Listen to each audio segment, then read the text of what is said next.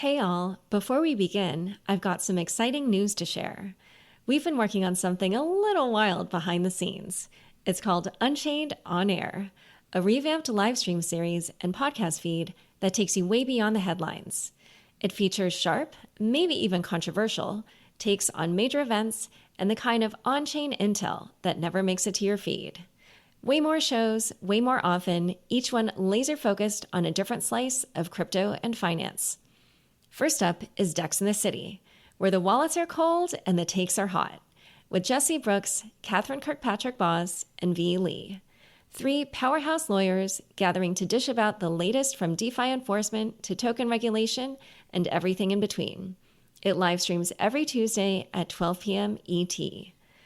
Second is Uneasy Money, because what happens on chain never stays on chain, with Luca Netz, Kane Warwick, and Taylor Monahan. Three OG DeFi builders unpacking everything happening on-chain, from tokenomics to DAOs, from hacks to yields. It airs Wednesdays at 3 p.m. ET. And finally, Bits and Bips the Interview, an addition to our group chat show, in which our executive editor, Stephen Ehrlich, takes you deeper with one-on-one conversations. This streams on Thursdays at 12 p.m. ET. To catch the live streams, follow Unchained on X, subscribe on YouTube, or find us on your favorite streaming platform now. And don't forget to hit the bell icon so you never miss a show. And if you can't make the live stream, these episodes will show up in your podcast feed the very next day. Thanks, as always, for your support. I think the crypto community is excited about Mike, but so is the whole CFTC community. So there were 20 different ag groups that wrote to the ag committee endorsing Mike's nomination of CFTC chair. It's not, crypto bro goes to CFTC. This is somebody who's had a decade-long practice in all aspects of CFTC law and jurisdiction and is accomplished on all those areas. Hi, everyone. Welcome to Bits and Bips, the interview. I'm your host, Steve Ehrlich, executive editor at Unchained. I'm here with a good friend of mine, Chris Giancarlo, former chair of the Commodity Futures Trading Commission. Welcome, Chris. Steve, being called a good friend by you means a lot to me. Thank you. I feel the same way. It's great to be on with you. Yeah, appreciate that.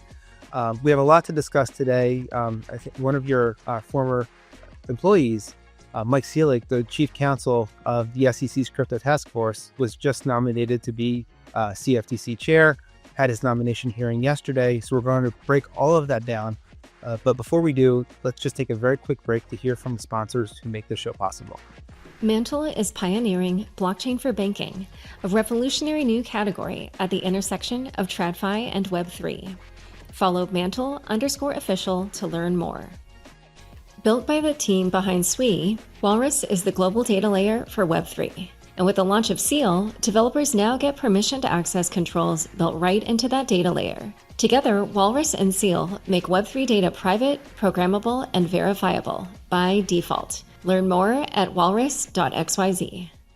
Okay, so I think when Mike was nominated by President Trump a few weeks ago, he was met with universal praise from the community. And I think that wasn't just because we had grown tired of waiting to see if Brian Quintana was actually going to be approved. You know him very well because he used to work for you.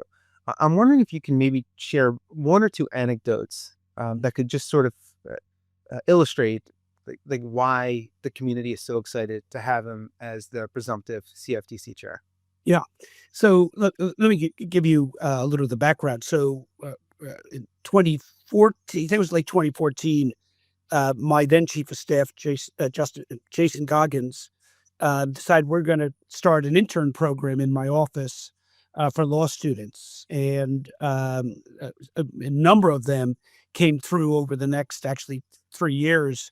Mike was one of the first, and immediately impressed me with just his native intelligence and his interest in commodity futures, which, it's not like the hottest topic in law school back in a decade ago. And then finally, his just good naturedness. I mean, he just was easy to have around. He was easy to have on the team. And because of that, we brought him into more and more aspects of our work at the commission. And by no means, back in 2014, 2015, was a big part of our docket having to do with crypto. It had to do with all the traditional things that you deal with at the CFTC, from agricultural futures to financial futures to administrative issues to legal issues. And Mike's work was excellent. Anyway, he obviously returned to law school, graduated from law school, and went out and began to practice. And to my delight, his practice was in CFTC matters. Anyway, I carried on at the CFTC. I completed my 5-year term, left in 2019. And in January 2020, I joined the law firm of Wilkie Farr and Gallagher here in New York City, where I am today. In one of the very first calls I made, well, part of my understanding with the firm is I would build a digital practice that we call Wilkie Digital Works. And to build that team, I reached out to Mike Selig, whose work had gone on and grown, and he become more and more focused on digital assets. And I asked him to join me here, which he did in 2022. And, everybody else saw what I saw in him, and he quickly worked his way up to become a partner in the firm, which is no easy task in a large international law firm. You've really got to know your stuff, and Mike knew his stuff. So the point I want to, and then in January of this year, Mike was recruited to go and join the crypto task force, then under Hester Peirce, and then eventually he went onto the staff of Chairman Paul Atkins. Now, Paul and I were law school classmates. I've known Paul since the early 80s. And I recommended Mike to Paul and said, you've really got to work with this guy's terrific. And a lot of that good work led to his nomination to CFTC. The point your audience needs to understand is, yes, I think the crypto community is excited about Mike, but so is the whole CFTC community. So there were 20 different ag groups that wrote to the ag committee endorsing Mike's nomination of CFTC chair. It's not, crypto bro goes to CFTC. This is somebody who's had a decade-long practice in all aspects of CFTC law and jurisdiction and is accomplished on all those areas, and who himself, though, is a big believer in digital transformation and has established himself there as well. So his support is really broad-based, not limited to the digital asset community, but is very strong in the digital asset community. Got it. And actually, I was remiss before. I should have mentioned that aside from just your long history with Mike and your knowledge about the CFTC confirmation process, Mike invited you to introduce him to his hearing yesterday. It was a remarkable honor, not unprecedented. When I was first, myself and my first confirmation hearing to be a commissioner, Tim Massad was nominated to be chairman, and Senator Blumenthal introduced Tim Massad at that confirmation hearing, where I was also being confirmed or having the hearing on my confirmation. So it's not unprecedented. I think it is unprecedented to have a former chairman as opposed to a member of Congress do it. It was a tremendous honor for me, which I began my remarks thanking the committee for the honor. As I noted, I'd been with before them many times, but to be before them to introduce a protege of mine for his nomination was a great honor. Should Mike be confirmed, he will be the 16th chairman of the CFTC. I served as the 13th chairman. So it's really remarkable to see someone who served 10 years ago go on to have that honor. And I very much hope he gets it. He's earned it. I hope he gets it. Yeah, absolutely. So let's get into the hearing. It touched on, I think it was about 2 hours long or so. It touched on a lot to do with crypto. In fact, the first two questions from Chairman Boozman were related to crypto, which I think is kind of historically important in and of itself. But yes. But I think one of the big issues that kept coming up on a bipartisan basis was whether or not the CFTC has enough resources to oversee spot crypto prediction markets and everything else that the CFTC does that has nothing to do with digital assets. Yeah. So maybe let's just talk about that first. Okay. What is your sense? The SEC has 5,000 employees. CFTC has about 600. Crypto is, depending on given day, $2-3 trillion, $4 trillion market. And then there's the rest of commodities. Right. Does the CFTC have the resources? Right. So look, Mike was very clear. He said, look, I don't get to apportion resources. You do. Congress does. I don't. He was pressed by senators saying, yes, but would you use your influence on the president to get these appropriations done, or to press Congress to get these appropriations done? And Mike rightfully said, look, I'm a lowly appointee. I don't get to tell the president or Congress what to do. And I can relate to that. I mean, when I was in that chair, I had to take the same position. I mean, the Congress and the White House have only so much resources to allocate, and the last thing you want is every head of every agency going back and demanding their portion of it, on a public record. Now, I, as a former chairman and no longer in government, have been very vocal and remain so that I believe the CFTC has to have more resources to allocate to this. And I believe that the drafts of the Clarity Act that are circulating will give the CFTC as much as $150 million more resources. But it's not for Mike to say, and his job is to get confirmed, and then he'll be in a better position. His position was, I need to see the budget. I need to better understand it. As a former chairman, I'm happy to say that they need more resources. Now, one other thing that I'll say that's a little bit more controversial, I think those resources should come from industry. If I want to take my company public and I go to the SEC and file a registration statement, I've got to pay for the review of that registration statement. There's a fee. And that's not too different than what every one of your viewer does in their own life. If you want to put an addition on your kitchen and you submit plans to the town's going to tell you to pay the fee of the examiner, of the building inspector, to do that, right? And that's only fair. It's getting a car inspected. You have to. Well, exactly. Why should the taxpayers pay for you to do that? You should pay for it. And I feel the industry should pay for the registration of tokens on a spot exchange at the CFTC. Now, that's controversial. In the futures markets, registrants do not pay the fees. It's paid basically by the taxpayer. And I'll leave that one alone. That's been around for a long, long time. But in a new industry like crypto, I think it's only fair. And as an advocate for this industry, I think it actually makes the industry stronger.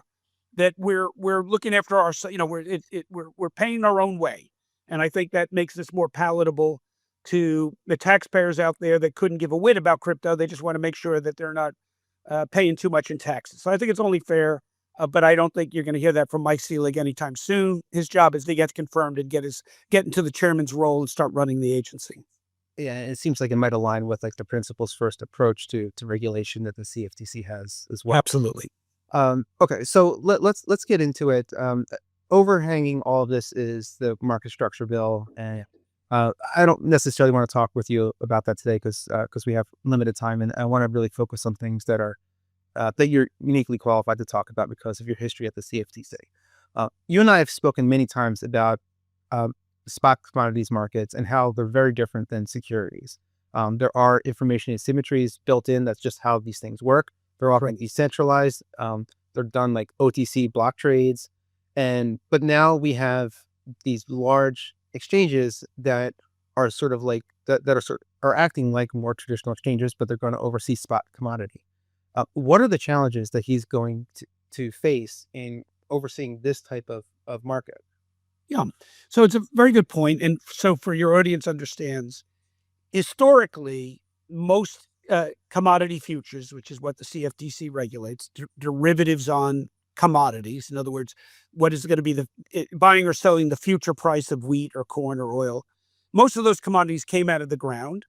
And most of the spot sales, meaning I'll sell it to you immediately in return for cash immediately, were regulated at the state level, not at the federal level. And that's because those transactions take place inside of a state. A farmer sells his wheat to the grain elevator in the next town over. That takes place in that state. It's not a federal transaction. But when these futures markets developed, they developed in major cities like Chicago, Kansas City, and New York, and they became national markets. And so the CFTC was formed to regulate these national markets in derivatives, in futures and forwards and options that traded on these national exchanges. And so you have this anomaly that the spot market is not regulated at the federal level, it's regulated at the state level, but the derivative markets are regulated at the national level. Along comes crypto. And in crypto, you have both spot markets. I want to buy 5 Bitcoin now, or you have derivative markets. I want to buy Bitcoin futures to basically take a view as to where the price will be 6 months from now. Right now, if it takes place if you're buying or selling something takes place 6 months from now, that's federally regulated by the CFTC. But if you do a spot transaction, it's not regulated at the national level. And yet, unlike ag markets, those spot markets are national if they're not indeed international. And so the argument is that when it comes to crypto, unlike ag futures, the regulation of the spot market should be done at the national level, which means the CFTC. That is actually one of the big areas of this new bill, what we call the Market Structure or Clarity Act, where there's bipartisan agreement. I spoke to many Democrat senators yesterday, Republican senators. It seems to be that's one issue that's pretty much resolved, that the CFTC is going to get, for the first time, authority over spot trading in derivatives. And I think that's a big thing. And that goes to your question, Steve, as to what's the big challenge for Mike. And Mike will now need to develop a regulatory regime for the spot. What do we mean by the regulatory regime? We mean, how do exchanges operate? What are their capital requirements? What are their operating requirements? What are their customer protection issues? How are their margin models set and monitored? What inspections does the CFTC do? Or All of even those. register. Yeah, how do you register? All of those will need to be put in place. Now, the good news is they're already in place for the derivative exchanges. And I'm quite certain, it's because it's just logical, the CFTC is going to borrow from a lot of that regulatory structure to regulate spot markets. So I think it will be a load of work, but I don't think it's going to be an intellectual challenge for the CFTC because they have very good working models. Let's remember one thing. No CFTC exchange failed during the great financial crisis.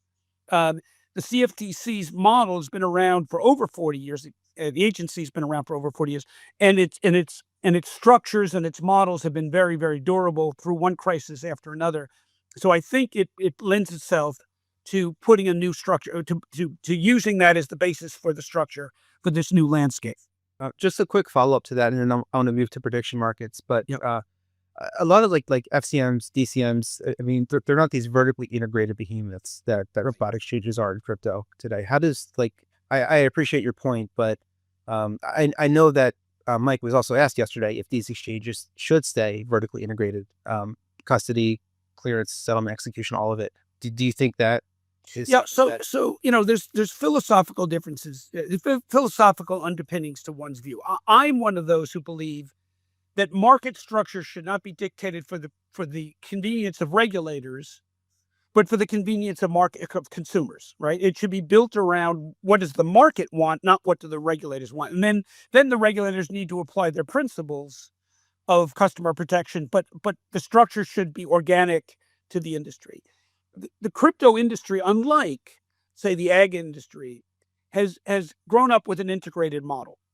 And I think it would be wrong. This is Chris Giancarlo's view. I don't want to put words in Mike Selig's mouth. Chris Giancarlo's view is, I think it would be wrong for regulators to say, no, we don't care what you've done.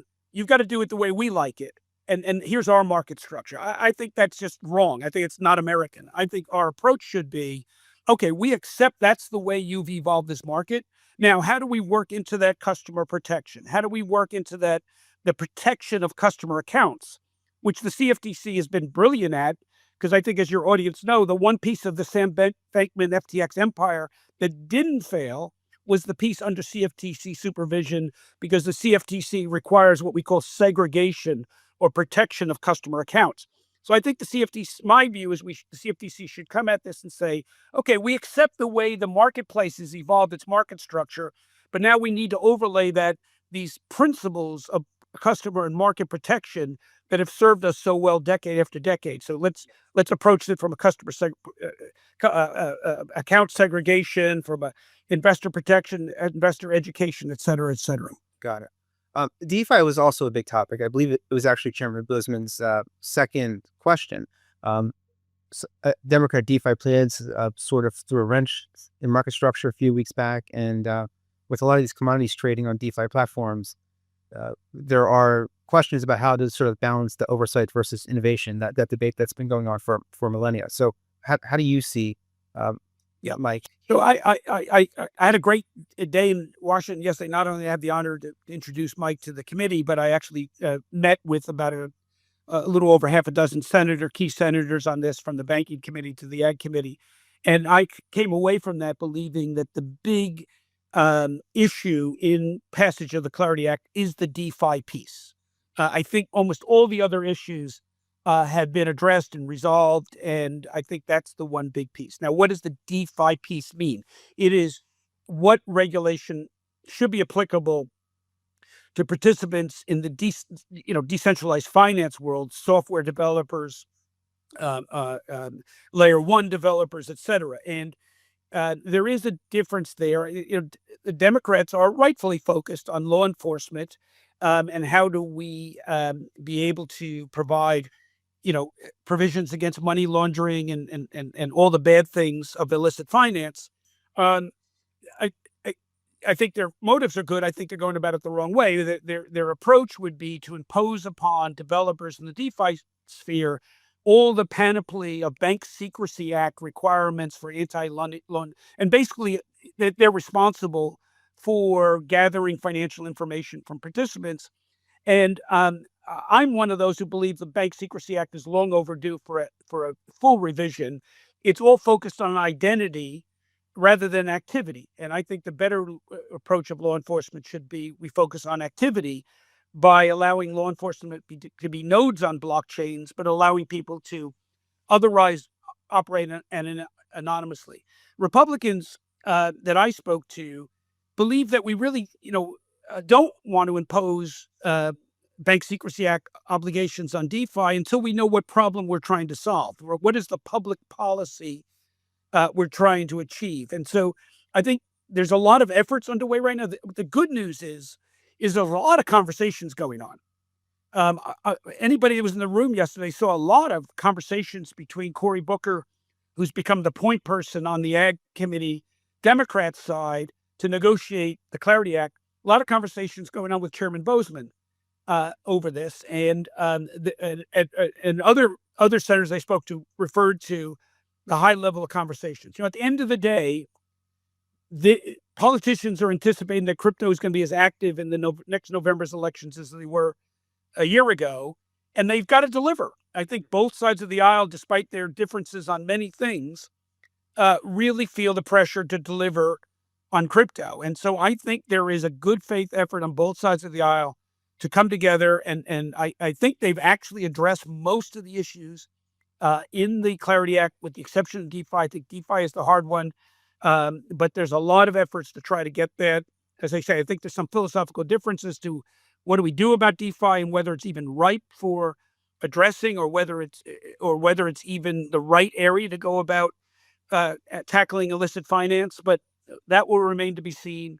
That's going to be a hard one, but I think with the effort that's underway, it is doable, and I'm cautiously optimistic a bill may get done in the first quarter of next year. Got it. Okay. Two more questions, and then we'll wrap up. One, this did not come up in the hearing, but I'm just interested if you have any sense of Mike's thoughts on perps, especially now that they're really coming onshore here in the U.S. With the potential for explosive growth. I don't know Mike's views on this, and even if I had an inkling, it would be inappropriate for me to put my try to speak for him. Fair enough. Then, as a former, but what I would, chair, of course, what I would say about perps is that the CFTC has a pretty, well ingrained set of rules. The fact of the matter is, perps are not illegal under CFTC law. They just need to trade on a fully licensed exchange, what in CFTC parlance is called a designated contract market, or a DCM. And the CFTC and the self-regulator, which may be that DCM and maybe the National Futures Association, have a role to play in setting the margin model. And so it's not like there's new law that needs to be created for perps in the United States. The law is actually in place. It's full registration as a full exchange, a CFTC exchange, with margin models that have to be approved, reviewed by the agency, and of course clearing services through a recognized licensed clearinghouse. So I don't think perps are a foreign idea or a foreign concept or impermissible. The regulatory burden is high. So any chairman, whether it's Mike Selig or others, doesn't walk in and say, oh, I want to do this with regard to perps. They walk in and say the law is pretty much already baked. Here are the rules. Follow the rules, and we can get this done. We can get going. Got it. So let's take one more quick break to hear from another one of our sponsors, and then we'll wrap up. Mantle leads the establishment of blockchain for banking as the next frontier.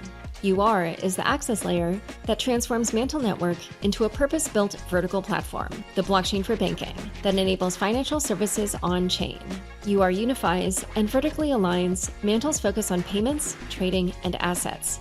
MI4, METH protocol, functions FBTC, supported by developer grants, ecosystem incentives, and the industry-leading distribution platform through the UR app, Reward Station, and Bybit Launch Pool. All economic activity within UR will be captured by Mantle Network to further drive value to token holders and establish its significance in blockchain for banking. Follow Mantle_official to learn more. Meet Walrus, Web3's data layer, solving on-chain privacy with Seal. Think of Walrus as the vault and Seal as the key. Together, they give developers fast, composable access to data with encryption and permissions baked in. That means new possibilities like token-gated datasets, AI marketplaces with enforceable access rules, game logic that only reveals when it should, even DAO governance flows where data stays private until the right moment. From AI to DeFi, Walrus and Seal make the data layer more powerful, practical, and secure. And yes, we use them too. Go to walrus.xyz to learn why Web3's leading teams are building on Seal plus Walrus. So we're back with Chris Giancarlo. Last question. We didn't get a chance to touch on prediction markets yet, but that was another big focus of discussion, in particular, whether or not like CFTC laws preempt state laws, particularly when it comes to sports betting or gambling. I'm just want to know if you have any quick thoughts on that. And then I'd love to just get your very brief outlook on what might happen next. It looks like the candidacy might move out of committee today and move to a full vote in the Senate, perhaps as early as next week. So yeah, I'll answer the last question first. I think it's looking. I know Mike Selig's confirmation is a priority for the White House. They've communicated that to House and Senate leadership. So I think Mike there'll be a vote on him out of committee, I think, in the next 24 hours. And I look to him to actually have a floor vote before Christmas. And I think Mike could be in the seat and get rolling before the year end. On prediction markets, I'm a huge fan. As you know, I've been an advisor to Shane Copeland and Polymarket. I believe prediction markets are a huge initial application of digital assets and stable coins that are going to have a lasting impact. I often ask audiences who check the weather report before leaving the house today, and it's always the same. It's about 4/5 of the people in the audience raise their hands, and I say, look, it's going to be 90%, 10% wrong and 90% right, but it gives you predictability. You're going to put on a raincoat if it says rain, and that's important. Humans like predictability, and yet in a world of so many variables, there's very little predictability.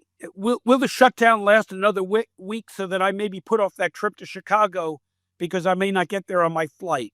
Will there be one or two Fed rate decreases so that I think about remortgaging my home? Who will win that next election because I've got energy stocks, maybe I want to sell out of them depending on who wins the next election? Or do I want to move out of New York City if there's going to be a different set of policies under a new mayor? People like predictability, and polls don't give you predictability. They give you biases, and that's why they have these margins of error. I'm not ragging on polling. I know it's a science that's been refined over the years, but it lacks incentives. What makes prediction markets so accurate, and how accurate in 2024, when more humans went to the polls than ever before in human history, it was accurate in every poll in the world. From France to Japan to Britain, everywhere else, including the United States. People like predictability, and they like actually saying, I have concern about this. What do others think? Which is what prediction markets do. And so I think prediction markets are a tremendous application. I think their time has come. Now, what does that mean? Well, a lot like Uber, which came up with an application for the internet, a great application in terms of ride sharing, it ran into a regulatory maze that was put together under the analog world of taxi and limousine commissions in cities and states, every one of them having different structures and different monopolies. And it had to break through that almost item by item. I think the path for prediction markets is in much the same way. You've got state gambling laws, you got casinos, you got others, all of which have vested interest in the status quo. And I think this is going to take time. So I think Mike was quite right. The courts have a role to play in this. Congress has a role to play in this. And for now, the landscape is less than crystal clear. Nobody can say definitively what is the role of states and federal. My personal view, again, this is not Mike Selig, this is Chris Giancarlo, is that what will emerge from this will be in the narrower set of local gambling interests. There'll be a role for state regulation. In the much broader set of prediction markets on elections, on interest rates, on corporate earnings, on things like that, that has to be done at the federal level.